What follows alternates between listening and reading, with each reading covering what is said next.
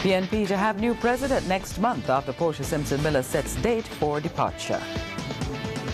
Good evening and welcome to Primetime News on air and online at onespotmedia.com. I'm Doreen Samuels. Also this evening, analysts question the timing of Portia Simpson-Miller's departure, and another pastor has been arrested on allegations of sexual misconduct. There's also the business review, sports and weather within the newscast, so stay tuned. The news in detail after this break.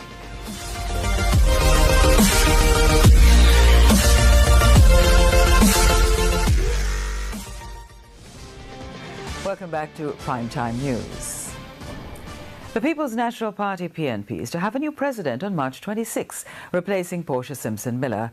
Mrs. Simpson-Miller will subsequently step down as opposition leader on April 2. She made the disclosure today at a meeting of the party's National Executive Council, NEC, at the Hatfield Primary and Junior High School in Manchester. TVJ's Vashon Brown covered the meeting. Portia Simpson-Miller, moments after she addressed the party's National Executive Council, NEC, she quickly greeted some of her supporters and party members. Then she was off. During today's meeting, party officials say Mrs. Simpson-Miller made a major announcement. She's to step down from the post of PNP president. The effective date of the party leader's resignation is April 2nd. The nomination period for the election of a new president will open tomorrow, Monday, and will close on Friday the 10th at midday. PNP General Secretary Julian Robinson adds that there will also be a special delegates conference for the election of a new president on Sunday, March 26 at the National Arena. Dr. Peter Phillips is considered the frontrunner for the post. So will there be any other challengers? Party officials say they do not want to speculate.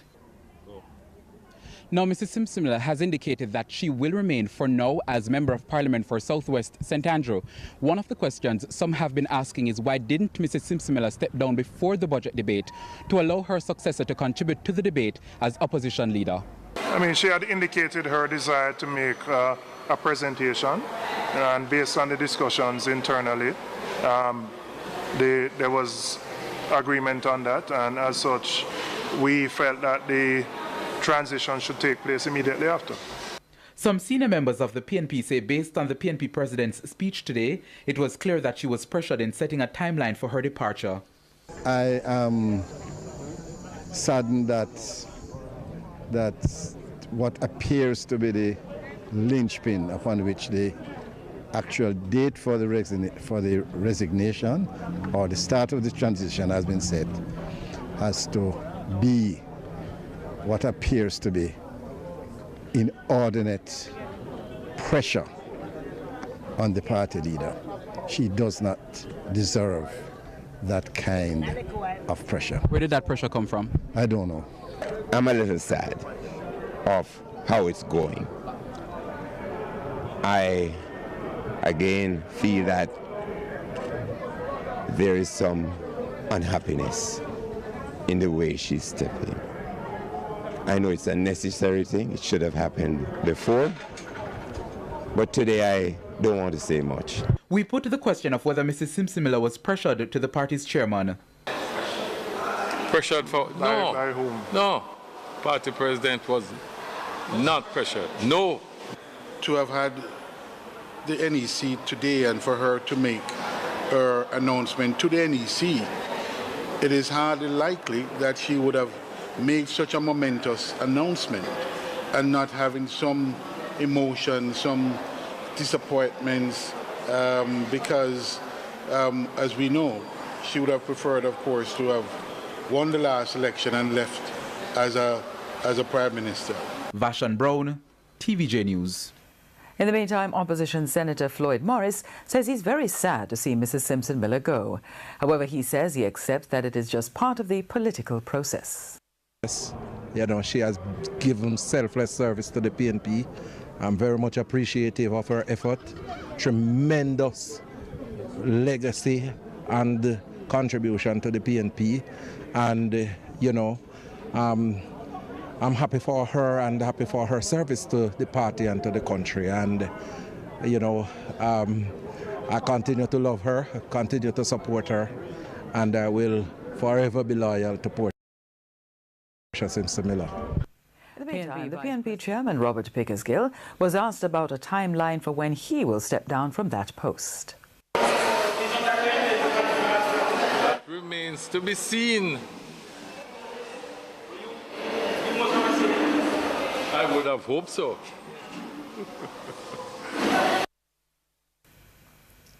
Meanwhile, Mrs. Simpson Miller's departure set for after her presentation at the annual budget debates in Parliament on March 16, some have raised questions about the timing of her departure. The matter was discussed on RGR's That's a Wrap program this afternoon. The budget debate sort of sets the tone for the year ahead. You would have thought she would have wanted her successor to do that.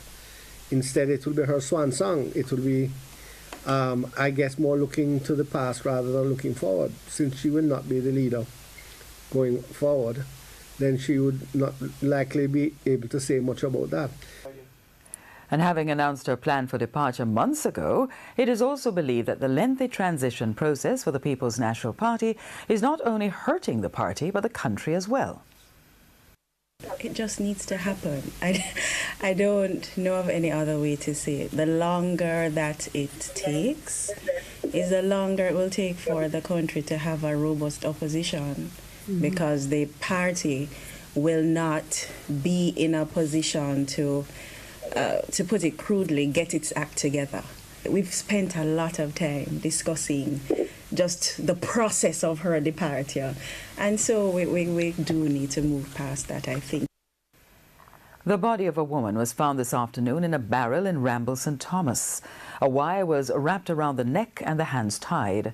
Shortly after midday, a resident saw the body in a barrel which was propped up against a tree in a gully. The police were trying to determine whether the body is that of an employee of a fast food chain in St. Andrew who went missing on Thursday. Another pastor has been arrested on allegations of sexual misconduct. The pastor, who was a member of the Revival Church, was taken into custody this morning by the Spanish Town Police. It's alleged that he molested a 14-year-old boy last year in Linstead, St. Catherine. A senior investigator told TVJ News that charges will be laid against him later this week. Government Senator Matthew Samuda is calling for harsher penalties to be given to people in authority who sexually abuse children. Senator Samuda made the call while recounting a statement in the Joint Select Committee on the Sexual Offences Act last week from the head of SESOCA. He said the statement has resulted in the SESOCA head facing pressure from her superiors. TVJ's Herman Green has that report. The SESOCA boss, Superintendent Enid Ross Stewart, was speaking at the Joint Select Committee of Parliament reviewing the Sexual Offences Act last Wednesday when she made a revelation which Senator Matthew Samuda recounted in his contribution to the State of the Nation debate on Friday. I watched in horror this week as the head of SESOCA made a disclosure in Parliament that the majority of high-profile sex offenders who violate our nation's children are pastors and policemen. Mr. President, I am sure we are all in this chamber troubled by this. He said he has learned since then that the SESOCA boss came under pressure from her superiors in the Jamaica Constabulary Force after making the revelation. But Senator Samuda says she should not be daunted in carrying out her work and should be supported. The SESOCA boss and our security forces are to be given our full support in rooting out and bringing to justice any corrupt person that may prey on the nation's children. Whether that person goes by the title pastor, police, or whether that person is the average Jill or Joe. Agreed.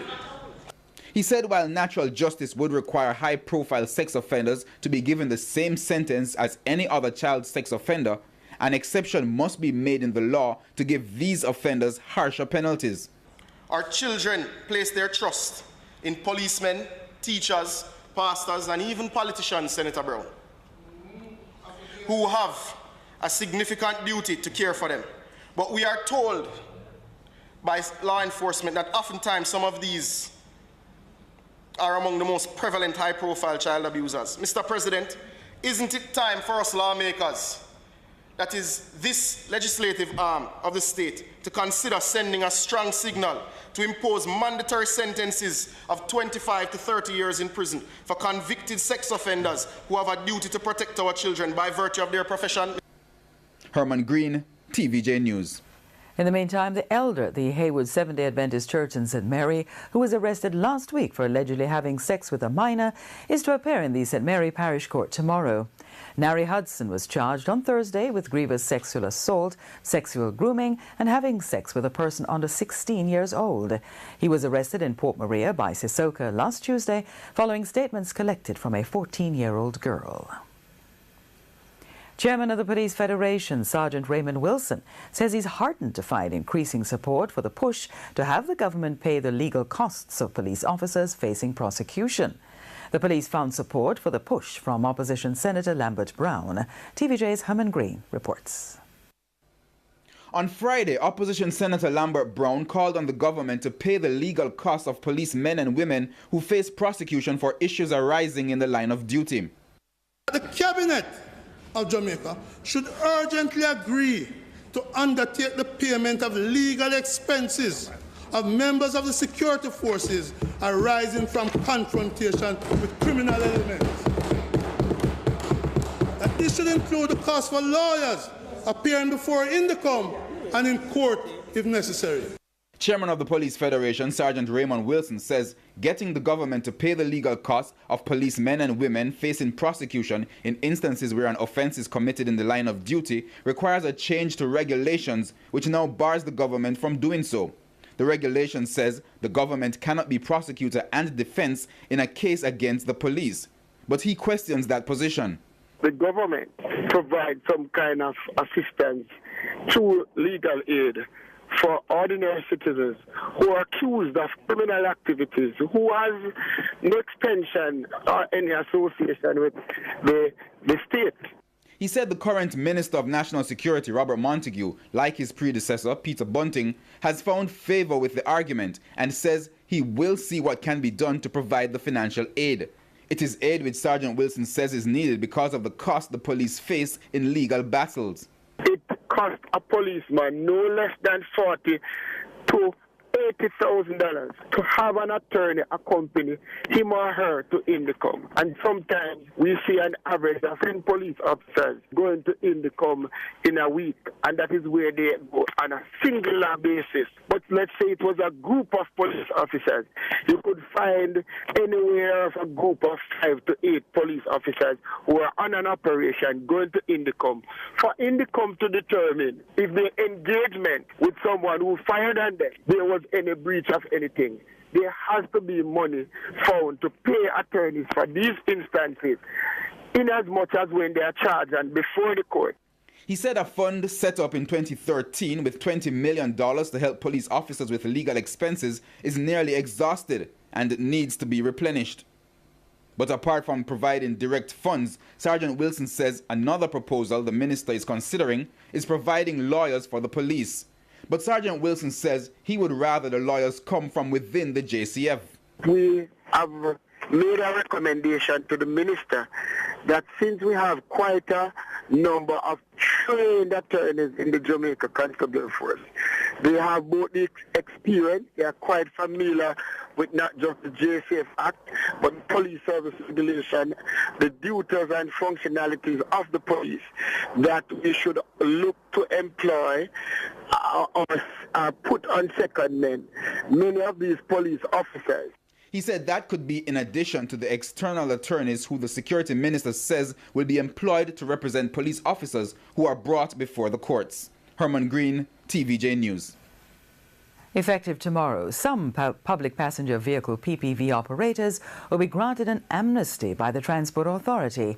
The amnesty, which continues to March 31, is applicable to PPV operators whose road licenses expired between March 2014 and March last year. In a notice in today's newspapers, the Transport Authority stated that under the amnesty, the vehicle must meet the required standard and the operator must be willing to pay all outstanding fees to facilitate the renewal of the road license. The authority said the renewal of the license is subject to the availability of the route.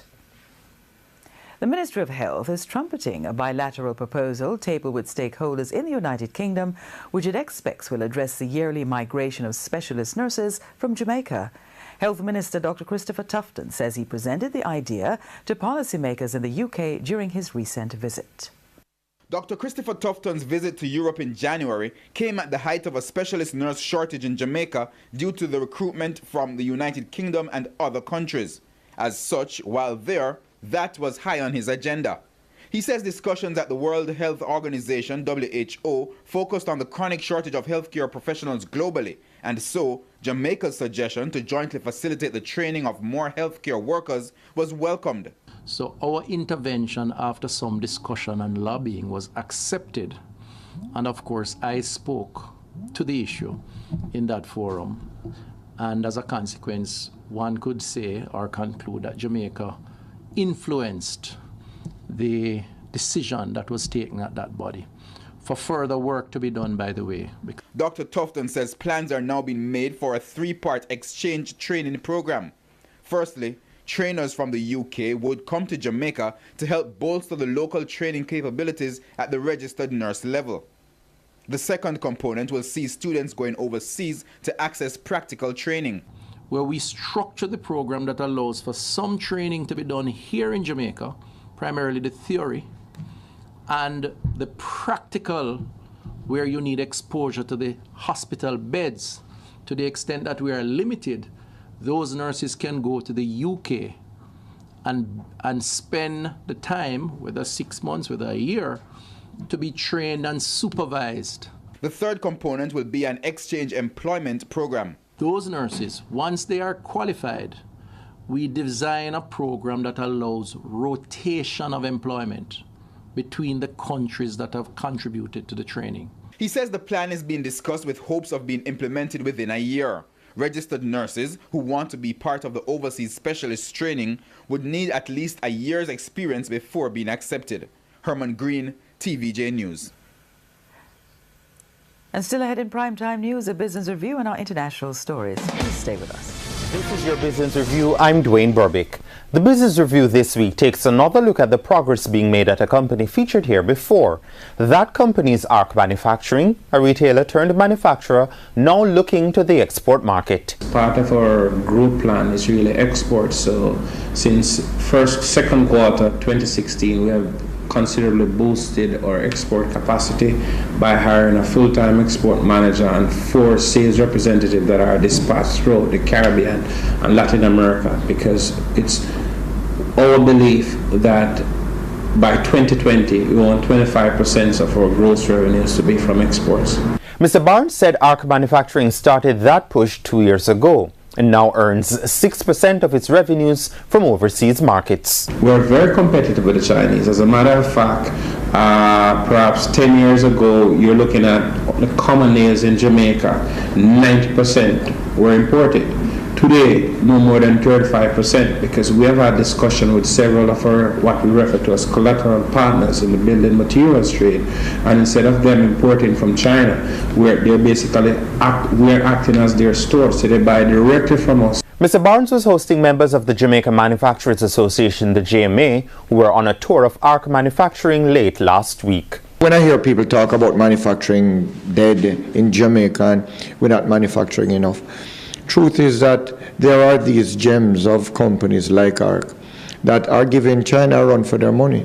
And it really pleases me to see that with the right environment, we can and we will make manufacturing what it used to be in Jamaica and return it to the days when we contributed over 20% to GDP and employed 120,000 people. It's going to happen. Mr. Siaga says a flurry of registrations for small manufacturers last year is proof of the fact that manufacturing remains alive and well in Jamaica. At Arc Manufacturing, he said he was impressed with what he saw. It's really heartwarming to see investors such as these people here that are really believing in Jamaica and recognizing the importance of manufacturing and adding value.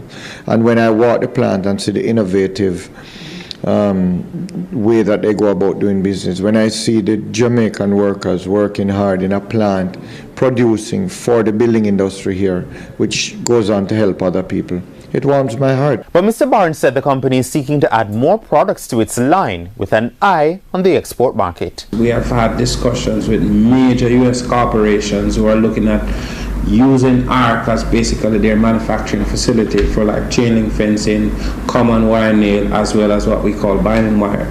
He said he is not bothered by rhetoric from the U.S. President Donald Trump about curtailing imports into the United States. He said the Jamaican exports are not significant for the U.S., and in any case, what ARC produces could very well replace what is imported into the U.S. from China. That's the Business Review. I'm Dwayne Burbick. Good evening.